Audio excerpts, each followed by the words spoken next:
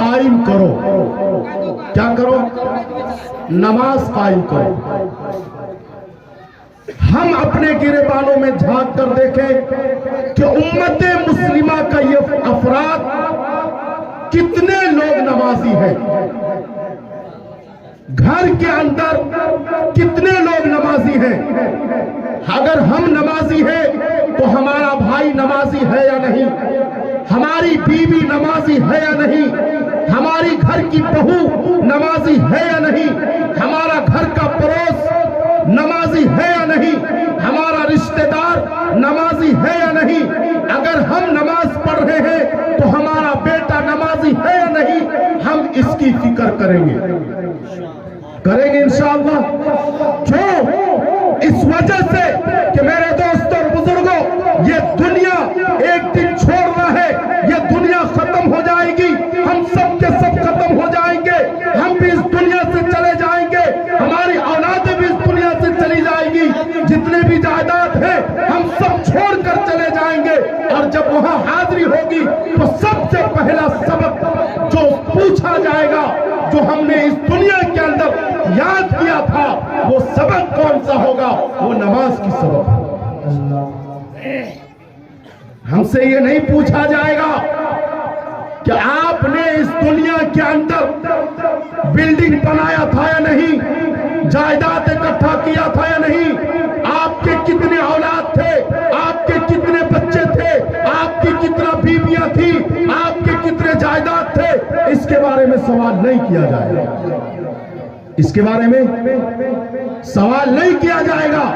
میرے دوست اور بزرگوں، سوال یہ ہوگی کہ آپ کو جو عمر ملی تھی، آپ کو جو زندگی ملی تھی، اس زندگی کو آپ نے کہاں گوایا تھا؟ آپ نے کہاں کھپایا تھا؟ کہاں لگایا تھا؟ آپ نے حلال طریقے سے کمایا تھا، اس کو آپ نے کہاں خرچ کیا؟ یہ سوال ہے، یہ پوچھا جائے گا. میرے دوستوں اور بزرگوں، آج اس کی طرف کسی کی توجہ نہیں ہے. آج اعمال کے طرف کسی کی توجہ نہیں ہے، بدعمالیوں کی طرف زیادہ توجہ ہے.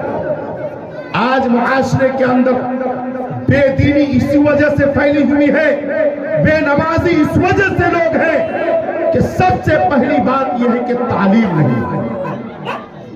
نہ بچوں کے اندر تعلیم ہے، نہ بچیوں کے اندر تعلیم ہے. اگر بچی کے اندر تعلیم ہے تو اس کی تربیت نہیں ہے. اس کی تربیت نہیں کی گئی ہے کہ تمہارے اوپر نماز فرض ہے کیونکہ تم نے دین اسلام کی تعلیم حاصل کی ہے. اس بنیاد پر تمہارے اوپر لازم اور ضروری ہے کہ تم مسلمانوں کے گھرانے میں پیدا ہوئے ہو. اللہ نے ہر ایک کلمہ کو مسلمانوں کے اوپر، چاہے مرد ہو یا عورت، اس کے اوپر نماز کو فرض کیا ہے. بیٹی، تمہارے اوپر نماز فرض ہے. تمہارے اوپر نماز فرض ہے. تم نے قرآن پڑھی ہے، تمہارے اوپر قرآن کا ہر روز پڑھنا ضروری ہے. ثواب کے باعث ہے، گھروں کے اندر برکت کے آنے کا ذریعہ ہے. لیکن جب بیٹی قرآن پڑھ لیتی ہے، بچی قرآن پڑھ لیتی ہے، بہو قرآن پڑھی ہوئی ہے، تو کب تک کے لیے؟ وہ اسی دن تک کے لیے جب تک کہ وہ اپنے مائکے میں تھے. جب تک کہ بیٹی گھر کے اندر ہے، اسی دن تک کے لیے، اسی وقت تک کے لیے کہ جب تک بیٹی قرآن پڑھ رہی ہے.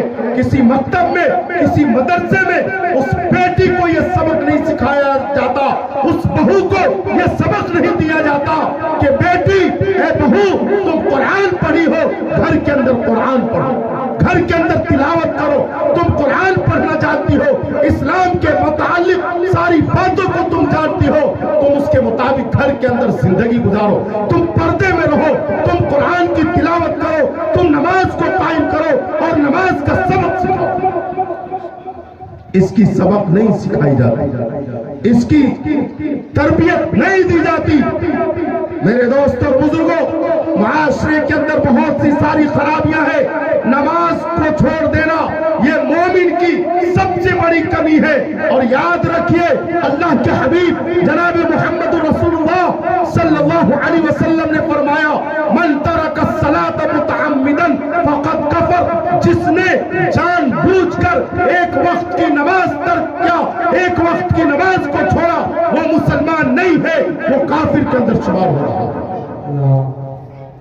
دیکھ لیجئے، ہم یہ کہتے ہیں کہ ہماری عبادت گاہوں پر بلڈوزر چلایا جا رہا ہے، ہماری عبادت گاہوں کو چھینا جا رہا ہے، ہماری عبادت گاہوں کو قبضہ کیا جا رہا ہے۔ وجہ کیا ہے؟